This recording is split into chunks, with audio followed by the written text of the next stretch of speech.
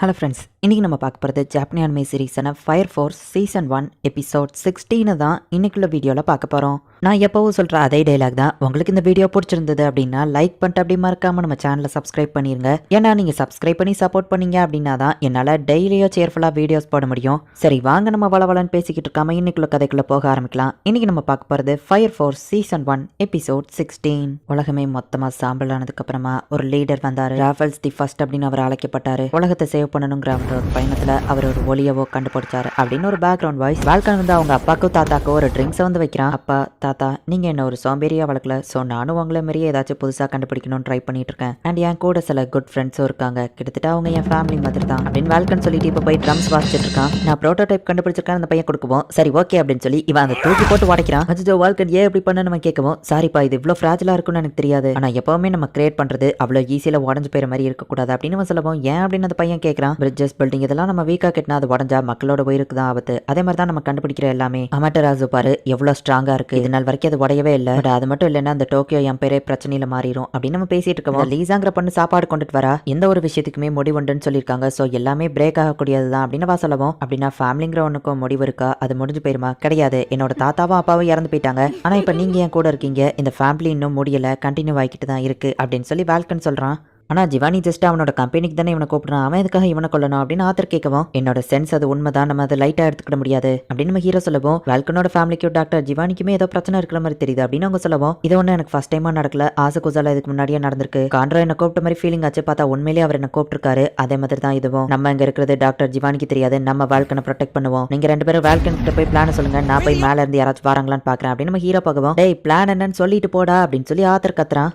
ஃபயரில் இறந்து போன மாதிரி, இல்லை இன்ஃபர்னோ கொண்ட மாதிரி, இல்லை அவங்க சூசைட் பண்ண மாதிரி எப்படி வேணாலும் செட்டப் பண்ணுங்க, அவனை சாவடிச்சிருங்க அப்படின்னு சொல்லி ஜிவானி சொல்றான். வால்கனை கொல்றதுக்கு 2 எவாஞ்சலிஸ்ட் அவன் அனுப்பி வைக்கிறான். ஜிவானி என்னைய கொல்றதா? எனக்கு இருக்கிற கோவத்துக்கு நான் தான் அவனை கொல்லணும், அவன் என்ன கொல்ல போறான்னு உங்களுக்கு எப்படி தெரியும் அப்படின்னு சொல்லி வால்கன் கேட்கவும், அது ஷீன்ராவோட ஒரு சென்ஸ், ஆனா அவன் சொன்னது உண்மைதான் அப்படின்னு சொல்லி ஐரிஸ் சொல்லவும், ஜிவானி என்ன கொல்ல எந்த காரணமும் இல்லைன்னு வால்கன் சொல்லவும், அவங்க ஃபேமிலியில பிரச்சனை இருக்கு, ஏதாச்சும் இருக்கும் யோசிச்சு பாரு அப்படின்னு ஆத்தர் சொல்றான். இவங்க பேசிட்டு இருக்கிற இந்த கேப்ல எவாஞ்சலிஸ்ட்ல நிறைய பேர் சுத்தி வளச்சிட்டாங்க, எப்படியும் 100 பேருக்கு மேல இருப்பாங்கன்னு லீசா சொல்றா. என் ஒருத்தனை பிடிக்க இவ்வளவு பேரான்னு வால்கன் யோசிக்கவும், இவ்வளவு பேர் வர வரைக்கும் ஷீன்ரா என்ன பண்ணா அப்படின்னு ஆத்தர் பார்த்தா, என்ன யாரையோ காண அமைதியா இருக்க நம்ம ஹீரோ பார்த்துட்டு இருக்கும்போது ஹேண்ட் மாதிரி இருக்கிறவனை கண்ட்ரோல் பண்ணி நம்ம ஹீரோவோட கழுத்தை அவன் நெரிக்கிறான். நம்ம ஹீரோ அதுல இருந்து எஸ்கேப் ஆயிருந்தான். வால்கனோட ஒர்க் ஷாப்ல ஏதோ டிஃபரெண்டா இருக்கிறத சென்ஸ் பண்ணா அது இந்த பையன் தானா அப்படின்னு டாக்டர் ஜிவானி நம்ம ஹீரோவை அட்டாக் பண்றான். ஃபயரை கண்ட்ரோல் பண்றான்னா இவன் 7th ஜெனரேஷன் தான், இவன் எங்க இருந்து வரான்னு பார்க்கணும் அப்படின்னு சொல்லி அந்த கயிறு போற வழியா நம்ம ஹீரோ போய் பார்த்தா மரத்துக்கு பின்னாடி அந்த கயிறு போகுது, ஆனா அந்த இடத்துல யாருமே இல்ல. இன்னொரு மரத்துக்கு மேல இருந்து ஜிவானி நம்ம ஹீரோவை அட்டாக் பண்ணி கரண்ட் ஷாக் கொடுக்குறான். வேணும் மான்ஸ்டரா 2 மில்லியன் கரண்ட் கொடுத்து எதுவாகலன்னு சொல்லி இன்னும் கரண்டோட பவர் அவன் போட்டுறான். இப்போ நம்ம ஹீரோ மயங்கி கீழே விழுறான். உனக்கு இங்க நடந்த கதை தான், அவன் ஃப்ரெண்ட்ஸுக்கும் அங்க நடந்துட்டு இருக்கு. எதிரி எங்க இருப்பான், மரத்துக்கு பின்னாடி ஒரு வேலை இல்லைன்னா அவன் எங்க இருந்து அட்டாக் பண்ணுவான். இந்த மாதிரி விஷயத்தெல்லாம் யோசிக்காம வந்தது உன்னோட தப்பு. டோலா பர்ஸ்ட் இருக்கிற நீ இப்ப எனக்கு கிடைச்சிட்டதுனால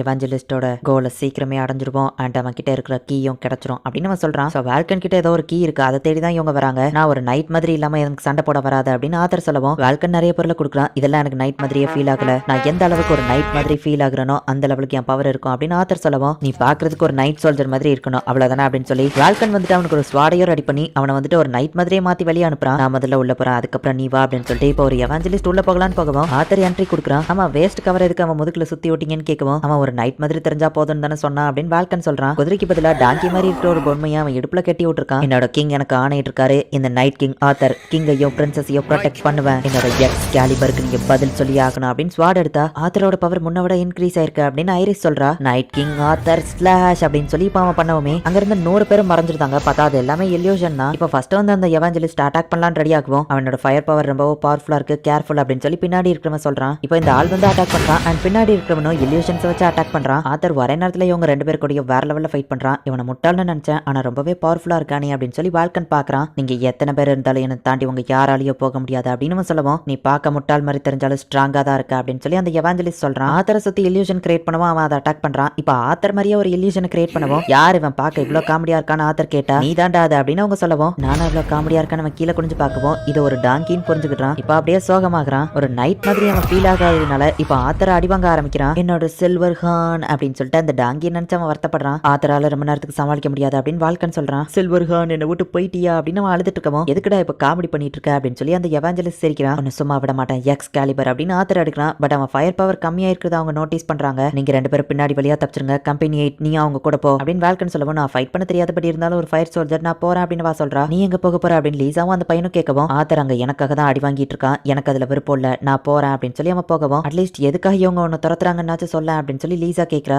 எனக்கு தெரியல, எனக்கு தெரிஞ்சதெல்லாம் ஹைஜிமா எங்க கிட்ட இருந்து எல்லாத்தையும் எடுத்துட்டாங்க அமட்டராசு, அதை கெட்டினதே என்னோட தாத்தாவும் அப்பாவும் சேர்ந்துதான், அவங்க ஒரு ஜீனியஸ், அவ்வளவுதான் எனக்கு தெரியும். சரி நீங்க சீக்கிரமா இங்க இருந்து கிளம்புங்க, நம்ம எப்ப பிரிஞ்சாலும் நம்மளோட ஃபேமிலி பாண்ட் எப்பவும் இருக்கும் அப்படின்னு சொல்லி வால்கன் பேசிட்டு இருக்கும் போதே லீசா டக்குன்னு அவனை அட்டாக் பண்றா. லீசா என்ன பண்றா அப்படின்னு இந்த சின்ன பையன் கேட்கும். டக்குன்னு அவனையும் அட்டாக் பண்றா. எல்லாரும் ஆசையாம அப்படியே நில்லுங்க, அன்னைக்கு நீ ஒண்ணு என்ன கண்டுபிடிக்கல, ஹாஜிமா தான் என்ன அந்த இடத்துக்கு அனுப்பி வச்சாங்க, அந்த கீ எங்க இருக்கு கொடுத்துரு அப்படின்னு லீசா கேட்கவும் நீயா இப்படி பண்றது லீசா அப்படின்னு அவன் கேட்கறான். உன்னோட ட்ரஸ்ட்டை ஏன் பண்றதுக்காக தான் என்னை எங்க அனுப்பி வச்சாங்க, டாக்டர் ஜிவானி இங்க வரதுக்குள்ள சீக்கிரம் சொல்ல, அந்த கீ எங்க இருக்கு, அவர் வர்றதுக்குள்ள சொல்ல, இல்லைன்னா அவர் உன்னை கொன்றுவாரு அப்படின்னு வா சொல்லவும் ஜிவானி இங்க வந்தா எனக்கு ஏதாச்சும் ஆயிரும், அக்கறையில தான் இப்படி கேக்குறியா அப்படின்னு சொல்லி அவன் கேட்கவும் நீ உண்மையாவே முட்டாள் தான் அப்படின்னு சொல்லி லீசா சிரிக்கிறா. யாரையோ உள்ள விடாத அப்படின்னு சொல்லிட்டு இப்ப ஜிவானி அவன் பாட்டு போயிட்டு இருக்கான். உள்ள யாரையும் போக அனுமதிக்க மாட்டான் அப்படின்னு ஆத்தர் போகவும் ஒன்னதாண்டா நாங்க உள்ள போக விட மாட்டோம் அப்படின்னு சொல்லி அந்த எவாஞ்சலிஸ்ட் இவனை அட்டாக் பண்றாங்க. என்ன லீசாவை பத்திலாம் உண்மை தெரிஞ்சிருக்கும்னு நினைக்கிறேன், அந்த கீ எங்க இருக்கு சொல்லு அப்படின்னு அவன் கேட்கவும் எனக்கு தெரியாது அப்படின்னு சொல்லி வால்கன் சொல்றான். உங்க தாத்தா அப்பா மாதிரியே நீயும் முட்டாளா தான் இருக்க, அதனாலதான் லீசாவை வச்சு உன்னை ஈஸியா ஏமாத்திட்டேன் அப்படின்னு அவன் சொல்லவும் அவளை அனுப்புனது வேணா நீயா இருக்கலாம், ஆனா அதுக்கப்புறம் அவ என்கிட்ட பழகுனது எல்லாமே நிஜம்தான் அப்படின்னு வால்கன் சொல்லவும் இதனாலதான் உன்னை ஈஸியா ஏமாத்த முடிஞ்சது, உன் ஃபேமிலி எல்லாரும் ஜீனியஸ்னு சொல்றாங்க, ஆனா உண்மையிலேயே உங்க ஃபேமிலியில இருக்கிற எல்லாருமே முட்டாளுங்க தான், கீ எங்க இருக்கு அப்படின்னு அவன் கேட்கவும் என் ஃபேமிலில இருந்து எல்லாத்தையும் எடுத்துக்கிட்டீங்க, இப்ப புதுசா ஒரு கீயை வர கேட்டு வந்திருக்கீங்க, அதை பத்தி யாரும் எனக்கு சொல்லல அப்படின்னு நம்ம சொல்லவும் இந்த பையன் உனக்கு ரொம்ப க்ளோஸ் தானே அப்படின்னு சொல்லி ஜிவானி அந்த பையனோட சங்க பிடிச்சு நடிக்கிறான். உண்மையாவே எனக்கு தெரியாதுன்னு நம்ம சொல்லவும் அந்த பையனை ஜிவானி ஷூட் பண்ணிட்டு